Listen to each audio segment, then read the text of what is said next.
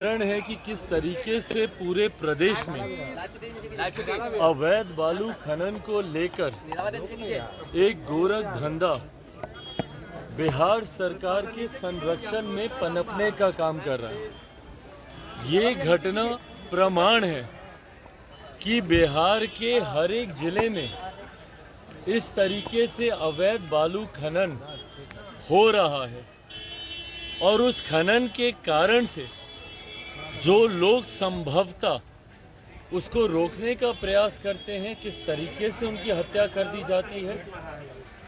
जमुई में अभी कुछ दिनों पहले एक पुल भी गिरा था जिसको देखने के लिए मुख्यमंत्री नीतीश कुमार जी भी गए थे।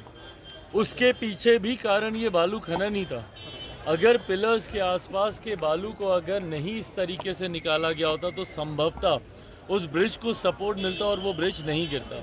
पर कल जिस तरीके से दरोगा की हत्या हुई, ये अपने में दर्शाता है कि जो भी लोग इस गोरख धंधे में लिप्त हैं उनका मनोबल इतना ज़्यादा बढ़ गया है कि खुलेआम दिन दहाड़े ये लोग बालू का अवैध खनन ये लोग कर रहे हैं। ऐसे में बिहार सरकार की चुप्पी, और भाई आज का तो मामला है नहीं, लंबे समय से चल रहा है। इसकी टेंडरिंग की प्रक्रिया में किस तरीके से धांधली की जाती है ये जग जाहिर है, और उसके बाद अवैध तरीके से किस तरीके से ये खनन होता है ये भी सब लोग जानते हैं। तो ऐसे में सरकार, बिहार सरकार की खामोशी, उनकी चुप्पी ये दर्शाती है कि सरकार का संरक्षण है, सरकार को फर्क नहीं पड़ता। मेरे मुख्यमंत्री जन जीवन हरियाली को लेके नारा तो लगाते हैं, हमारे प्रधानमंत्री जी से कंपटीशन तो करते हैं, पर जिस तरीके से आज बिहार के हालात उन्होंने बना दिए हैं वो दिन दूर नहीं कि हम लोग आने वाली पीढ़ी को एक सुखाड़ के रूप में पूरा बिहार प्रदेश हम लोग सौंप के जाएंगे अगर बालू खनन पे जल्द से जल्द कार्रवाई नहीं होती और इसको रोका नहीं जाता। लेकिन शिक्षा मंत्री ने कहा है कि ये तमाम घटनाएं, इस तरह की घटनाएं होती रहती हैं, इस पर क्या कहेंगे? अरे शिक्षा मंत्री की तो भाई बातों का अब जवाब देने का ही मतलब नहीं है। बिहार सरकार ने इस मंत्री को सिर्फ और सिर्फ बेतुके बयान देने के लिए इनको रखा हुआ है, फालतू की बातें इनसे करवाने के लिए इनको रखा हुआ है। इनको शिक्षा विभाग, अपने विभाग के अलावा इन मंत्री का ध्यान हर चीज में जाता है। कभी सनातन को गाली देंगे तो कभी रामचरितमानस को गाली देंगे तो कभी बेकार की बातें करेंगे। क्या ये कोई छोटी घटना है? अगर माननीय मंत्री जी के परिवार में अगर इस तरीके से भगवान ना करे कोई घटना घट जाए या हत्या हो जाए तो क्या उसको भी बोलेंगे कि ये बातें तो होती रहती हैं? हिम्मत है इन मंत्री जी के तो जाएं उस परिवार में जिस दरोगा की हत्या हुई, जाकर मिले उस परिवार से। इस तरीके के बयान देना आदत बन गई है इस सरकार की। पर इस सरकार को कोई दोष क्या दे, इनके मंत्रियों को कोई दोष क्या दे, जब इनके खुद के मुखिया, बिहार के मुख्यमंत्री जब इतने शर्मनाक बयान देते हैं तो उसके मुकाबले में तो ये कुछ भी नहीं है ना। तो ये सरकार की आदत बन गई है, इनके मुख्यमंत्री हो, उनके उप मुख्यमंत्री हो या उनके सरकार के कोई भी विभाग के मंत्री हो, आदत बन गई है इन लोगों की ऐसे बयान देने की। और इनका बयान ही देखिएगा इनके पतन का कारण बनेगा। लोकसभा के चुनाव सर पर हैं, तुरंत उसके आसपास विधानसभा के भी चुनाव होंगे, देखिएगा इनका पतन इनके ये बयान ही बनेंगे। तकरीबन 21,000 मीडिया से किनारा कर रहे हैं मुख्यमंत्री। भाई मुख्यमंत्री को शायद संभवतः उनके आसपास के लोगों ने समझा दिया कि अब वो जितना कम बोले उनके लिए उतना ही बेहतर है।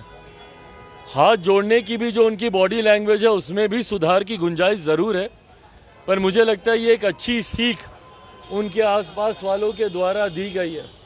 क्योंकि मेरे मुख्यमंत्री एक समय था उनकी बोलने की शैली के लोग मुरीद होते थे।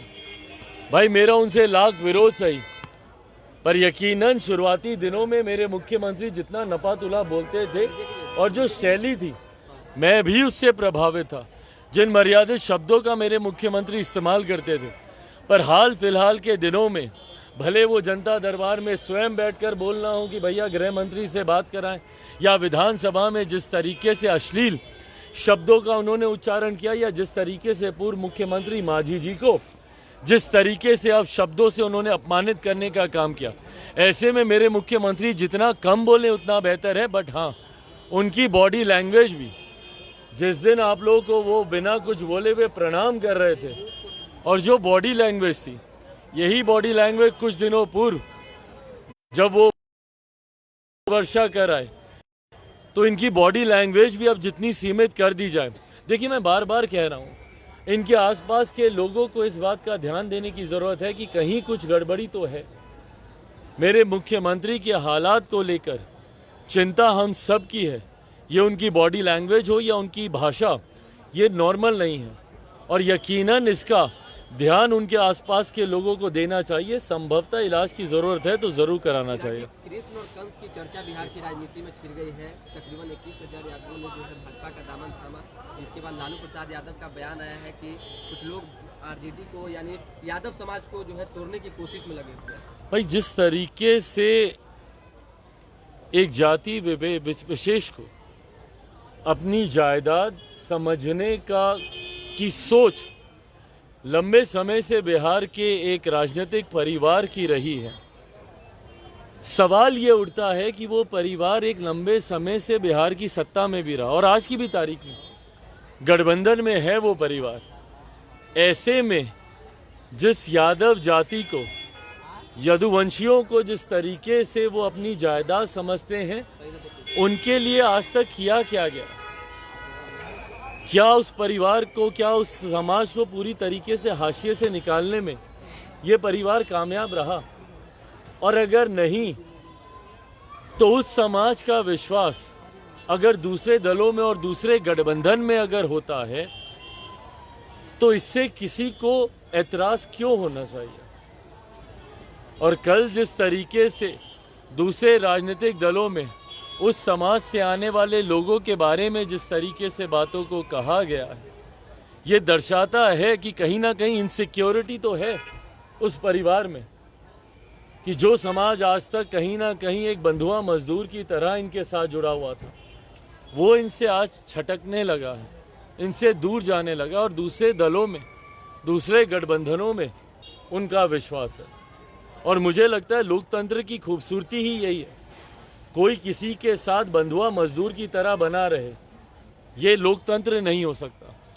लोकतंत्र में जनता को पूरी तरीके से ये अधिकार है।